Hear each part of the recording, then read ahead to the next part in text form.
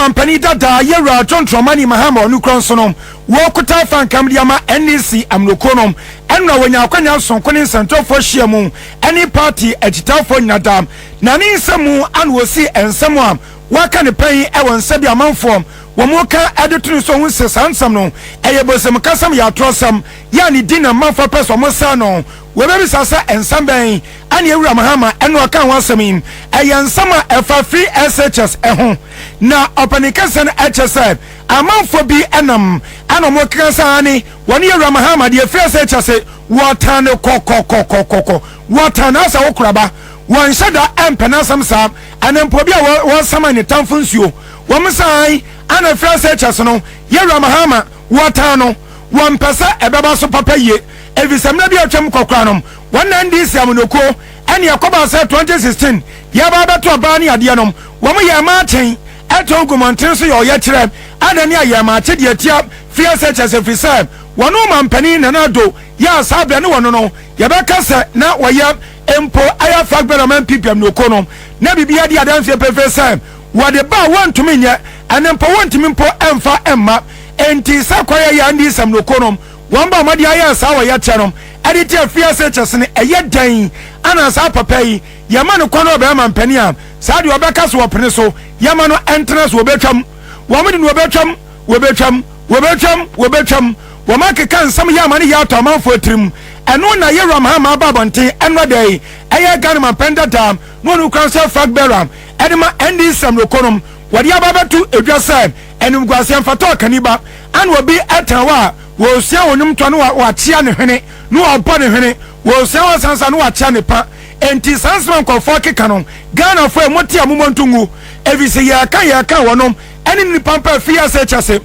de na koma so kasem evise bra no ya mampani nom wo ba madia na si yi blocko esan esem aye progressively FSHS na asem sankanya ne kakra ento no po ne di kan pa hontoma ye ento osin wa da ya nam so ama ene abanya onumpo ana wose so wode ba ye ya wontumi enye ne yenom kasum saudi amofa ne etetianom efa ye yi blocko ya oni ye Mahama osisi ye eno achekwa no wakambio ama Ghana fo nyina atesam FSHS no waba asetram it has come to stay enya de asa bako de biatam enti wono ne de won kaso betwam da nemum waba enyoma enkoye ewomum ebi te sankwada nom wono maduane a enye afenso akade sonko wose yade ma cheche for sade beyem no made chembetimi akoyem ebabi ankoranto bi omunya nam ya dodo na data empo no ekama se obi ankwada didiem eya dane ho ene ade nom ene wose wo pa obehwe wodi nyoma pa egu akwanum afa obe consultation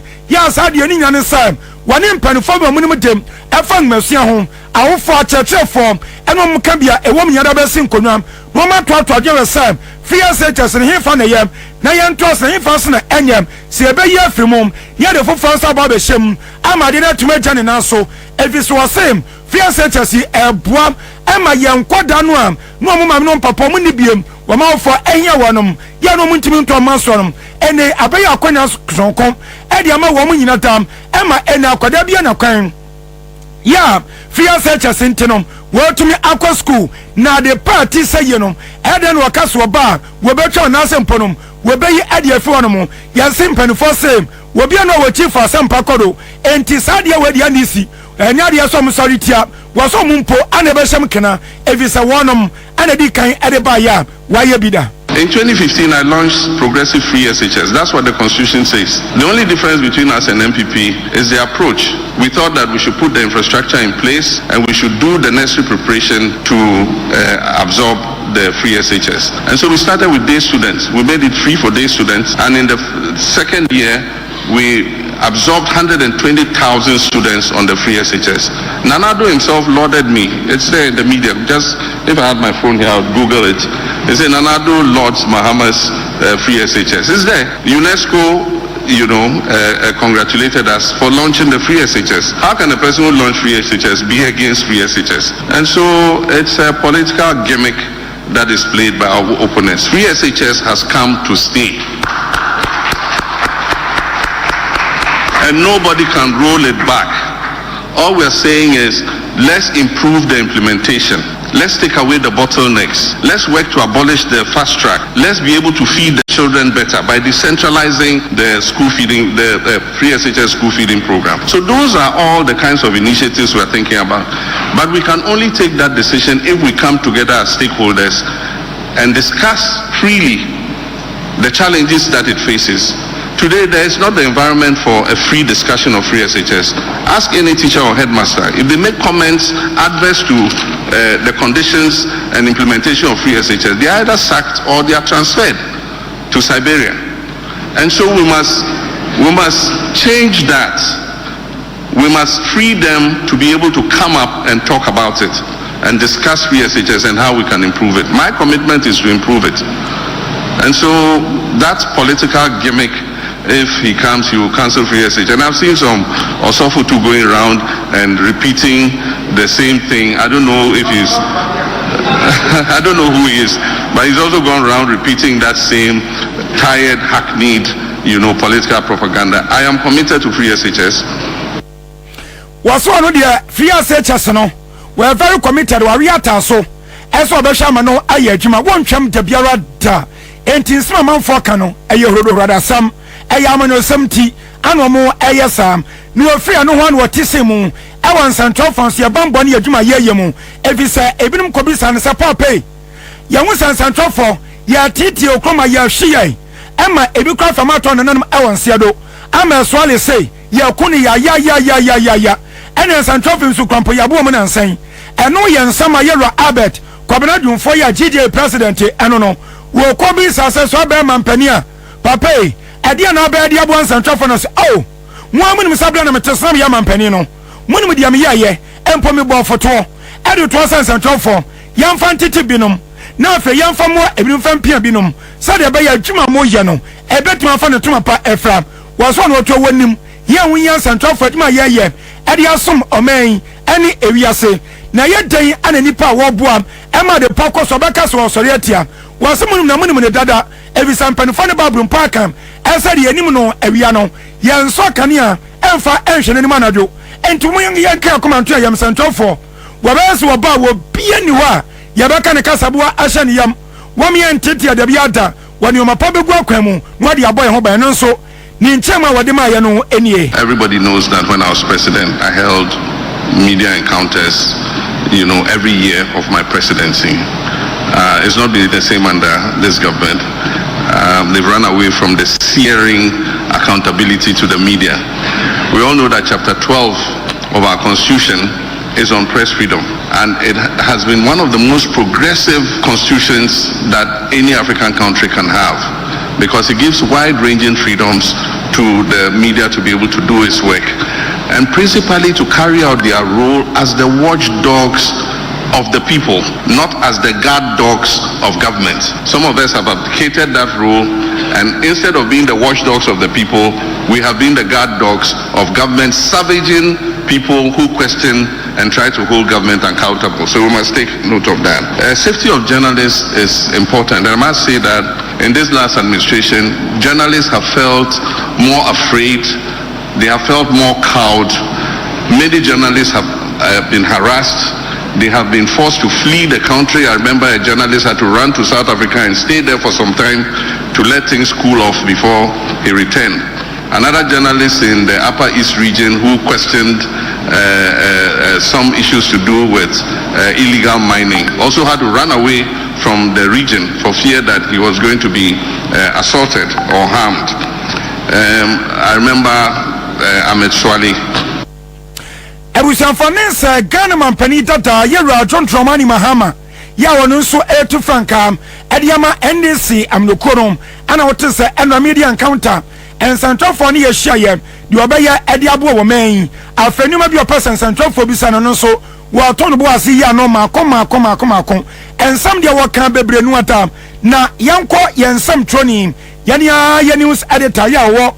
class media group anu mu essay enkanka Accra FM yera auto salam yota yanko ne nchen yane no nkoti enkomo yere sadia enroad media no sadia ekọ ya wasi no enkanka central for FM siase ababo ho ban yane ya po yan yane ya ku yan wa aso nkọ ya famu ya mampani dada echeso oba we be se yenso ye benya hoton awe adwuma so nkọ ye yemu editor ba ko pe yemu akọ aba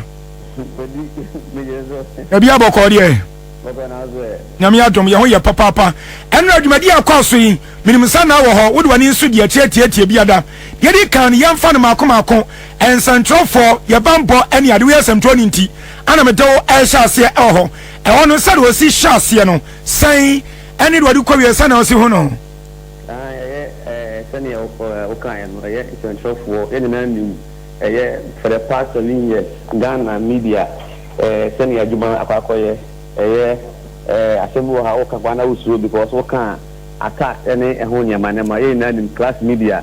Accra FM ye witness what is happening regarding the media fraternity nti o kasa na o say ade a since abawe ba ye no abaya ade a general because abawe attention and a clinical journalist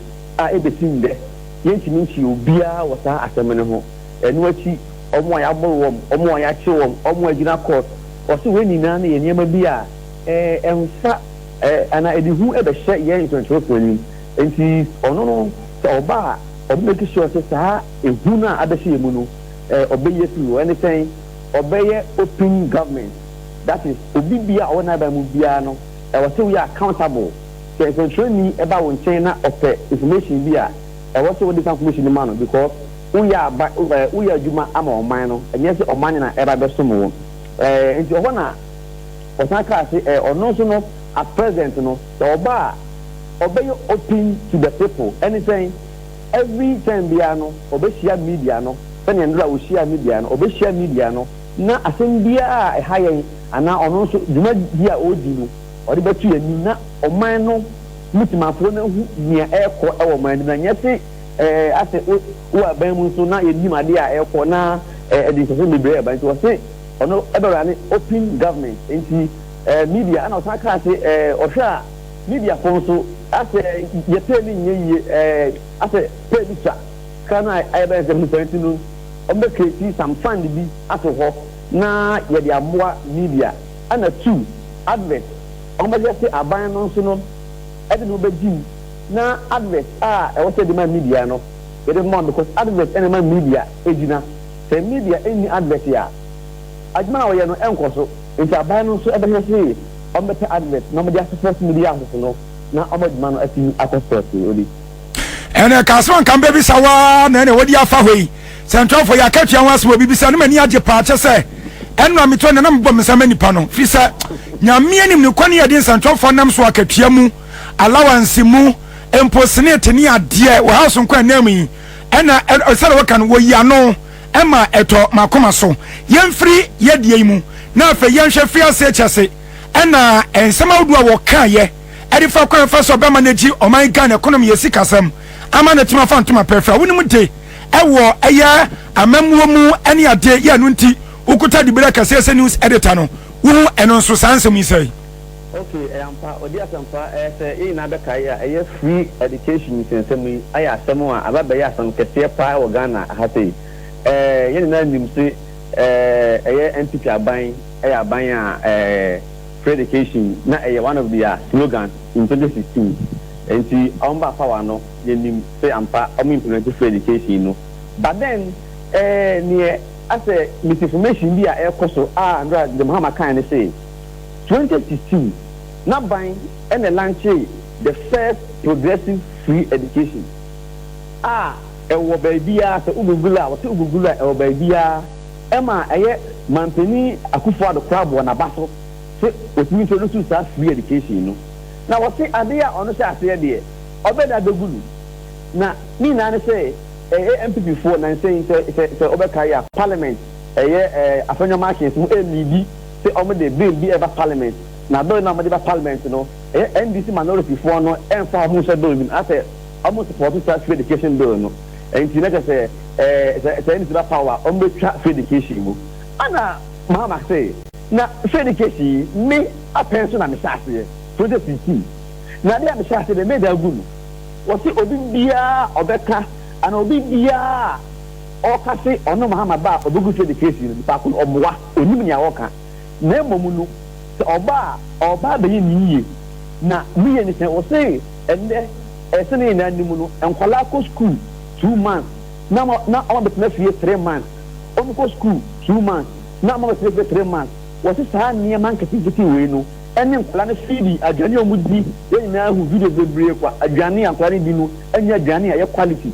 enti we o say ha na ma we ni na e wo say aban no efe na oso enti onu aban na e ba no oba be shemu kena what is ongu free education de engu no chena na emamu no oba be shemu kena na free education no atena na o say oba be create fund ato ma free education no enye say bia oba be kena oba create fund ato ama free education enti no saban bia kwa baba ka wo ho atem bia no e de me free education no enu achi understand me na o ka no o say ye hwe Ghana e say ya bibia adu no mabunu no enjuma nsem e ya de ya ha youth no adwuma ni ho enti na ma obia o so osukwan obia o osukwan ana wo say o hwe o ma Ghana ye wo natural resources ho your gold your diamond your bibia du o ha say it's adding to na yentimi en hwe pa na ma na ye wo no na ya add value to it won say be ya eye youth no benya adwuma ye enti na wo say oba 24-hour economy na o kan no enti na o say oba implement because say o the 24-hour economy ni bana eye youth no adwuma o say o the port example what is my port say about enonumu a o pon adwuma meanwhile containers go ho enti no I just ade chi ansana ya san about da bi o say 24-hour economy no say my port say no e be run 24-hour enti no o be fani pa 3 streams o be ko anopa kosi awia kosi bi a nondu asana nondu kosi anopa o mo so aba abeto nti o say economy no e ya bi a ono do Mahama ehia ni ye pa no ka bo fi be say Ghana nina ehia reset o say Ghana ehia reset o say Ghana o say you find a one because I buy where you buy no e do man na butu form o say you Bank of Ghana o say for the first time in the history of Ghana I say Bank of Ghana aboka o say ABC da na so nde asi o say Ghana ye deficit sika ya pagu ho no ye bia buru sika ya pagu ho enti e de ka abeso o man no so o say sa ni ma wei enti na oba na obaje o man na si wo na Ghana fo adiye odi asomfa nessa dia wakan woni ne ya adwene e wo so hu sebeboa because the only media after program no media for buy nkomo after mapa na kasa wi ye no odi na chese na e obi an wan ye say na papa we ni bie say na papa answer the questions ana who ideas are dey to form no idea say obedi o man so a Ghana ebetu pap na ni ye pa in terms of infrastructure economy jobs agriculture health whatever it's just for buy no ani gie ana obi adi fi because almost up na trese ampa onimade a wo yo na wa trese ampa so ke de Ghana chene sa obetumi abu mani ene editor ba ko pe maye na wase na yemfa nsia